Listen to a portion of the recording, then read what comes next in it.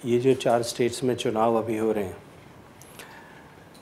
इनमें सबसे अच्छी संभावना वाला प्रदेश बीजेपी के लिए पंजाब होगा। फार्मर्स एजिटेशन का जितना प्रभाव और जैसा प्रभाव हम यहाँ दिल्ली में बैठ कर के पंजाब के हालात के बारे में सोचते हैं, मुझे लगता है कि हालात जैसे यहाँ से दिखाई देते हैं उससे बहुत उलट हैं।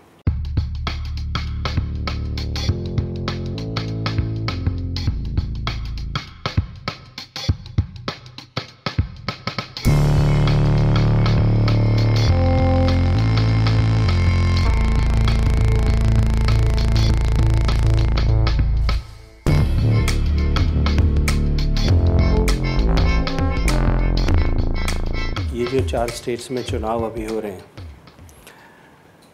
इनमें सबसे अच्छी संभावना वाला प्रदेश बीजेपी के लिए पंजाब होगा। 1980 में भारतीय जनता पार्टी बनने के बाद में भी कभी हमने अकेले चुनाव वहाँ लड़ा नहीं, और हमेशा ही we kept ourselves as in the role of younger brother.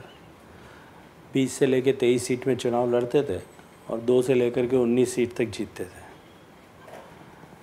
पहली बार हम 117 सीट पर एक साथ खड़े होकर चुनाव लड़ने के लिए काम कर रहे हैं,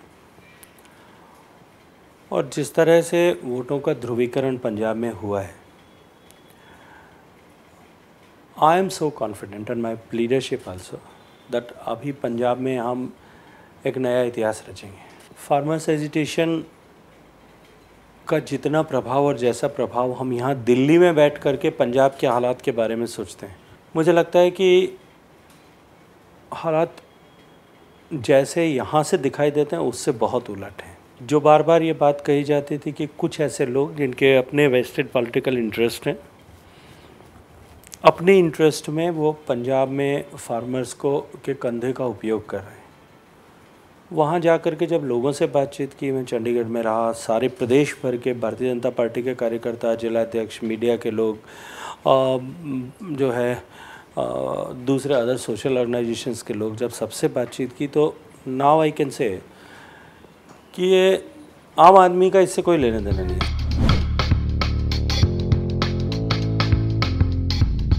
किसी भी तरह का कोई कॉन्फ्लिक्ट नहीं है।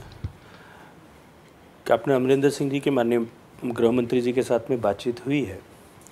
देखिए, राजनीति संभावनाओं के द्वार राजनीति में हमेशा खुले रहते हैं, और किसी भी तरह की संभावना से राजनीति में इनकार नहीं किया जा सकता।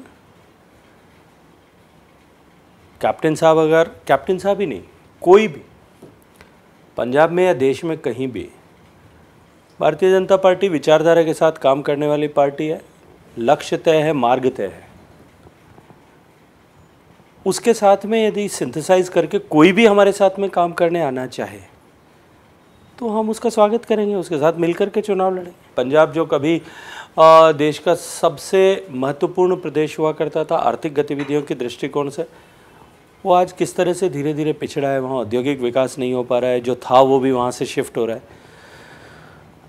पंजाब में भूगर्भ का जल जो है, जिस तरह से ज़मीन का पानी लगातार समाप्त होता जा रहा है। पंजाब में जिस तरह से जो है, पहले जो पंजाब ने मिलिटेंसी का दंश झेला है, उसकी तपिश झेली है, उस सारे दौर को वापस लौटाने के प्रयास इन सारे माध्यमों से हो रहे हैं।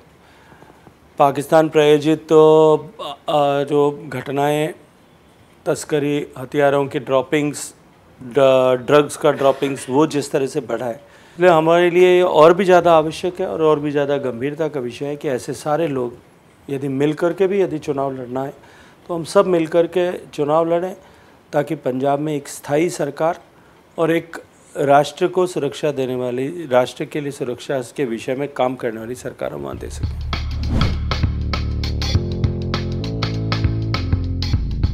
आपने जो प्रश्न करते वक्त जो शब्द उपयोग किया कि भारतीय जनता पार्टी की सरकार या नरेंद्र मोदी जी की सरकार जो है वो रिजिड थी फार्म लॉस को लेकर के, मुझे लगता है कि वहाँ हमको करेक्शन करने की ज़रूरत है। इन परिस्थितियों को रिजॉल्व करने के लिए मोदी जी की सरकार के दरवाजे हमेशा खुले हैं। जो भ्रांतियाँ फैलाई गई उनको क्लियर करने के लिए माननीय प्रधानमंत्री जी ने एमएसपी को लेकर के और मंडियों को लेकर के बहुत बोल्ड स्टेटमेंट दिए। कृषि मंत्री जी ने, तोमर साहब ने और पीयूष गोयल जी ने 11 बार किसानों के साथ में वार्ता की। फार्म लॉज को हम सर्टेन टाइम तक के लिए सस्पेंड करेंगे, इसके ऊपर भी सहमति व्यक्त की। मैं ये कहूँगा कि हमारे दरवाजे हमारे घर के भी और हमारे दिल के भी वो किसानों के लिए खुले थे, खुले हैं, खुले रहेंगे। केवल इन 2 प्रांतों को छोड़ करके, या 2 भी पूरे नहीं, मैं कहूँ 1 पूरा और आधा आधा कुछ प्रांतों के कुछ किसानों को छोड़ करके देश भर के किसानों में कहीं इसको लेकर के न तो असंतोष है न कहीं आवाज़ है। उल्टा देश भर के अनेक अनेक अनेक किसान संगठनों ने न केवल सरकार को, न केवल मीडिया को, अभी तो जो कमिटीज़ बनी थी सुप्रीम कोर्ट के द्वारा, उन सब को इन फार्म लॉज के बारे में अपना सपोर्ट, अपने सॉलिडारिटी को व्यक्त किया है।